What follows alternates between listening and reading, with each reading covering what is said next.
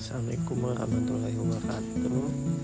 Kami dari kelompok 3 ingin mempresentasikan pemrosesan transaksi, siklus, dan elemen akuntansi.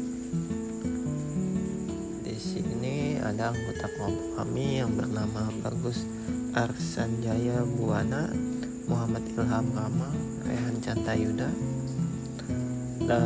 Rencesta Albadi, Rafif Wihandito, Kevin Yaswit. Tujuan instruksional umum dan khusus. Tujuan instruksional umum: memahami dan menjelaskan siklus akuntansi, mengetahui dasar record akuntansi yang digunakan dalam pemrosesan transaksi. Tujuan instruksional khusus: memahami dan menjelaskan jenis-jenis transaksi yang diproses.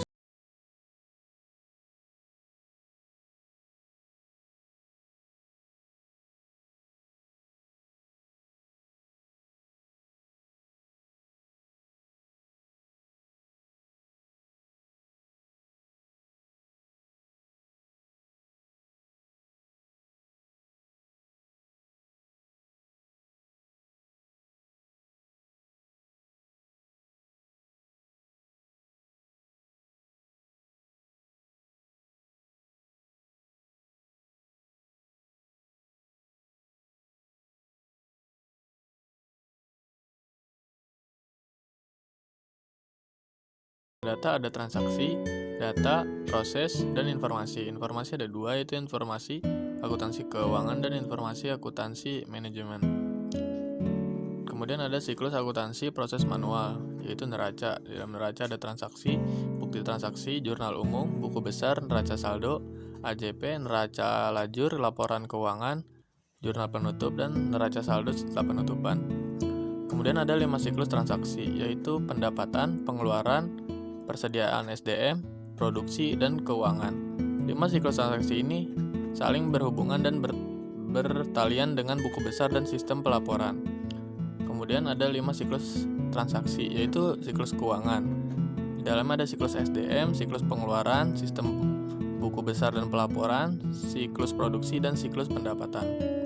Kemudian ada 4 siklus pemrosesan, yaitu input data, penyimpanan data, pemrosesan data, dan output informasi. Sisi aktivitas bisnis yang harus dikumpulkan datanya. Sumber daya, kegiatan, dan kegiatan dibagi dua, ada perilaku eksternal dan perilaku internal. Nomor 1, input data. Langkah pertama adalah mengumpulkan data terlebih dahulu dengan dokumen sumber. Data-data yang diperlukan adalah aktivitas atau kejadian dalam organisasi, sumber daya yang dipengaruhi kejadian tersebut, pihak yang terlibat dalam aktivitas tersebut. Pemrosesan transaksi. 1. Input data. Langkah pertama adalah mengumpulkan data terlebih dahulu dengan dokumen sumber. Data-data yang diperlukan, aktivitas atau kejadian dalam organisasi, sumber daya yang dipengaruhi kejadian tersebut, pihak yang terlibat dalam aktivitas tersebut, aktivitas untuk meningkatkan akurasi dan efisiensi dengan menginput data, dokumen turnaround, otomatisasi dokumen sumber, dan entry data yang didesain dengan baik. Pemrosesan data. 4 tipe pemrosesan data. 1. Mengupdate data, 2. Mengubah data, 3. Menambah data, 4. Menghapus data. Proses pembaruan data dibagi dua. Ada proses batch, yang itu adalah pembaruan atas data yang disimpan tentang sumber daya dan pelaku yang terlibat. Kelemahannya, data kurang akurat. Selanjutnya ada proses online atau real time, yaitu pembaruan yang dilakukan setelah terjadinya transaksi. Kelebihannya, data lebih akurat dan kesalahan dapat diperbaiki dengan mudah. Lanjut ada penyimpanan data. Data perlu diatur agar dapat diakses dengan mudah dan efisien. Ada entity, sesuatu yang disimpan dengan informasinya. Ada juga atribut, karakteristik khusus yang harus disimpan. Ada juga record, yaitu gabungan file yang mengandung data tentang berbagai atribut dari entitas yang sama. Selanjutnya ada data value, pertemuan antara kolom dan baris. Selanjutnya ada field, nilai yang tersimpan dalam ruang fisik. Selanjutnya ada file, record yang saling berhubungan. Selanjutnya ada master file, yang menyimpan menyimpan informasi kumulatif tentang entitas suatu organisasi. Lanjut ada database, yaitu file yang saling berhubungan dan koordinasi dari pusat. Lanjut ada pemrosesan transaksi, yaitu output informasi. Output informasi adalah informasi dapat berupa dokumen, laporan. Output ini terkadang digunakan untuk keperluan internal seperti tujuan perencanaan, manajemen operasional harian, tujuan pengendalian internal, dan tujuan evaluasi. Dokumentasi meliputi bentuk naratif, bagian alir, flowchart, diagram, dan materi tertulis lainnya yang menjelaskan bagaimana sebuah sistem bekerja. Peran penting dokumentasi adalah untuk memahami bagaimana sistem tersebut bekerja, untuk mengevaluasi dokumentasi sistem pengendalian internal, untuk mengembangkan sistem yang baru. Alat pendokumentasian sistem yang paling umum ada diagram arus data, bisa disebut juga data flow diagram, ada bagan alir flowchart dokumen, ada bagan alir flowchart sistem, dan bagan alir program. Yang pertama ada diagram arus data atau DFD. Yang pertama ada sumber dan tujuan data, mewakili sebuah organisasi atau individu yang mengirim atau menerima data yang dipergunakan atau dihasilkan sistem. Kemudian simbol dari sumber dan tujuan data dalam DFD diwakili oleh bujur sangkar. Kemudian arus data itu mewakili arus data antara pemrosesan, penyimpanan, serta sumber dan tujuan data. Arus data diwakili oleh tanda panah. Nah, secara grafis mendeskripsikan arus data di dalam suatu organisasi elemen DFD. Yang pertama ada sumber dan tujuan data, yang kedua ada arus data, yang ketiga proses transformasi, yang keempat penyimpanan data. Arus data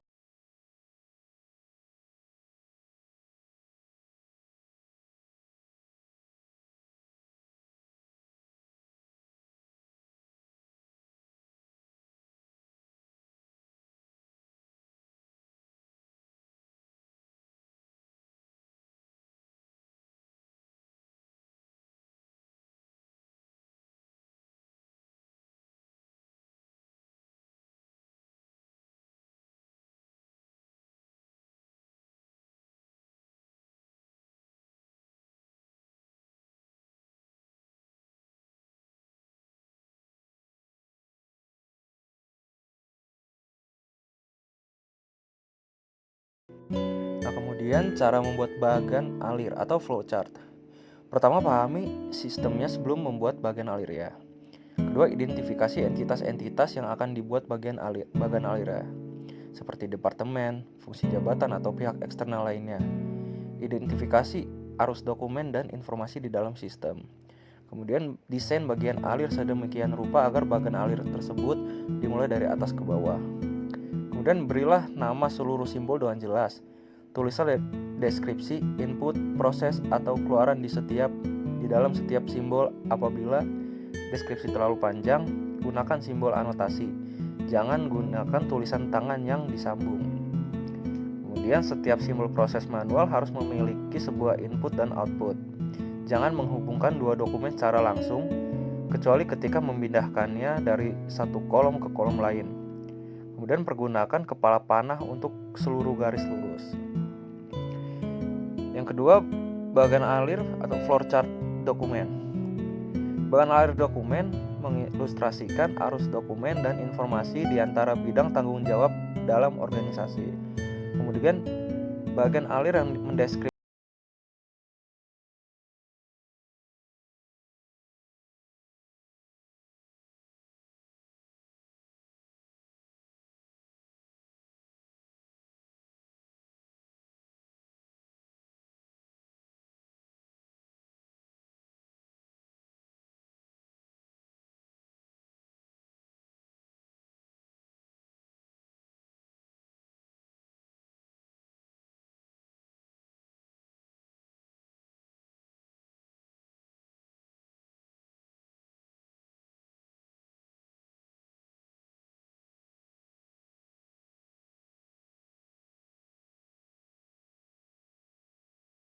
prosesan dan output dari suatu SIA.